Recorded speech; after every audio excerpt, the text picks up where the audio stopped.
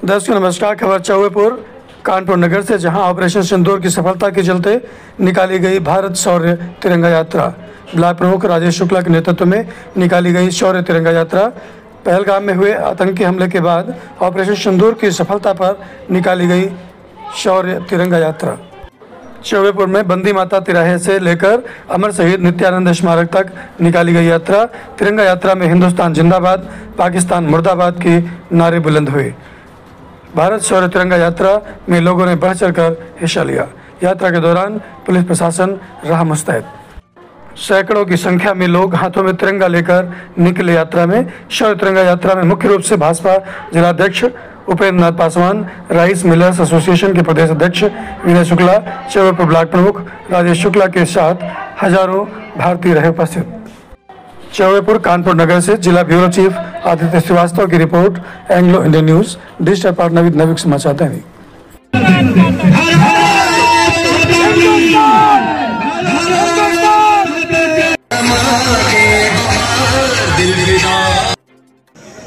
Sir, क्या उद्देश्य है आपकी तिरंगा यात्रा का? आज श्री राम इंटर कॉलेज से होते हुए शहीद स्मारक तक शौर्य तिरंगा यात्रा का आयोजन किया गया है। आपने देखा था कि पाकिस्तान के द्वारा पहलगाम में बहुत ही क्रूर घटना को अंजाम दिया गया था, जिसमें हिंदू समुदाय के लोगों के साथ नाम पूछकर धर्म पूछकर जो महिलाएं थी उनके पतियों को मारा गया।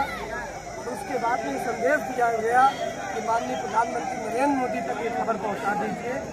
इसके बाद हमारे आदरणीय प्रधानमंत्री नरेंद्र मोदी जी ने एक विषम परिस्थिति में ऐसा निर्णय लिया कि जब पूरा विश्व कहीं न कहीं ये सोच रहा था कि फिर से हमारे मोदी जी विश्व समुदाय की तरफ देखेंगे, लेकिन 56 इंची सीने वाले हमारे प्रधानमंत्री ने किसी की तरफ नहीं देखा और एक रात में ही वो निर्णय लिया कि सीधे आक्रमण किया जाएगा पाकिस्तान पर।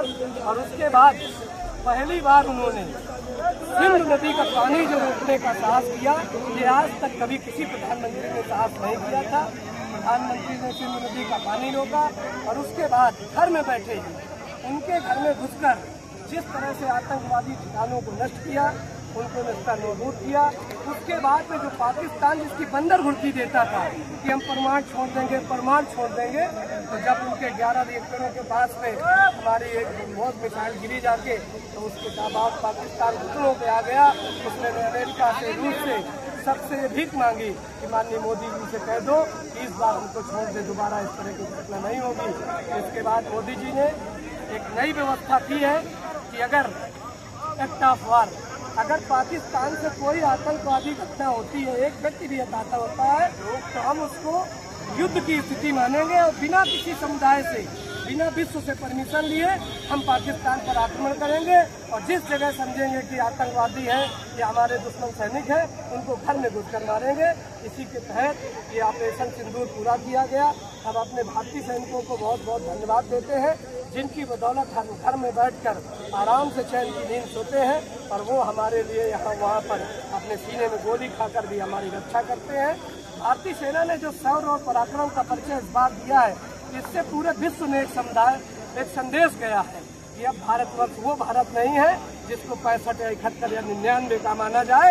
ये नया भारत है, ये नया सवेरा है और ये नई हमारे जब रफेल आसमान में उड़ते थे तो पाकिस्तान की स्थिति कांपती थी और हमारी सेना ने जो पूर्ण विजय प्राप्त की है उसके लिए बहुत बहुत आभार सैनिकों का।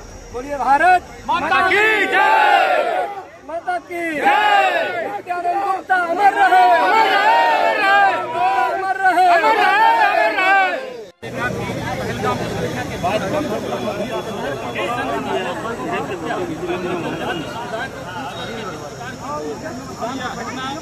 की गई ऐसे भारतीय जनमानस को जो आक्रोश था, हमारी भारतीय सेनाओं ने जिस पराक्रम का, जिस शौर्य का, जिस साहस का आप सब लोगों ने देखा कि ऑपरेशन सिंदूर के तहत हमारी भारतीय सेनाओं ने पहली बार पाकिस्तान के अंदर जाकर के 100 किलोमीटर अंदर जाकर के जो हमारे आतंकी ठिकाने थे उस पाकिस्तान के अंदर आतंकी ठिकानों को संरक्षित घोषित करने का काम पाकिस्तान की थी। भारतीय सेनाओं ने ऑपरेशन सिंदूर के तहत उन आतंकी ठिकानों को नष्ट करने का कार्य किया और आप सब लोगों ने देखा कि भारत की सेनाओं के सम्मान में पूरे भारत में जिस प्रकार से तिरंगा यात्रा निकाल करके भारतीय जो हमारे नागरिकगण हैं भारतीय सेना का सम्मान बढ़ाने का कार्य कर रहे हैं। और ये जो तिरंगा यात्रा आप सब लोगों ने देखा कि श्री न्याय पांडे इंटर कॉलेज से चल करके ये हम लोग यहाँ पर नित्यानंद गुप्ता जो हमारे शहीद हुए थे 2014 में उस स्मारक में आकर के तिरंगा यात्रा में चौबेपुर ब्लॉक के सम्मानित समस्त नागरिकगण यहाँ पर चल करके भारतीय सेना का सम्मान बढ़ाने का कार्य किया है।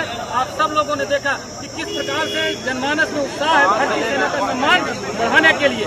और आप सब लोगों को बहुत बहुत बधाई देता हूँ और चैनल के माध्यम से आप सब लोग इस बात को आगे तक पहुँचाने का कार्य करें कि हमारी भारतीय सेना कभी भी ऐसे कभी कोई विवश घटना हो या होने की आशंका तो भारतीय सेना हमारी हमेशा तत्पर है, 24 घंटे तत्पर है। और आज हमारा देश का नेतृत्व इतना मजबूत है, भारतीय सेना इतनी मजबूत है, कोई भी जो देश भारत की तरफ आंख दिखाने का कार्य करेगा उसका मुंहतोड़ जवाब देने का कार्य हमारी भारतीय सेना कर रही है।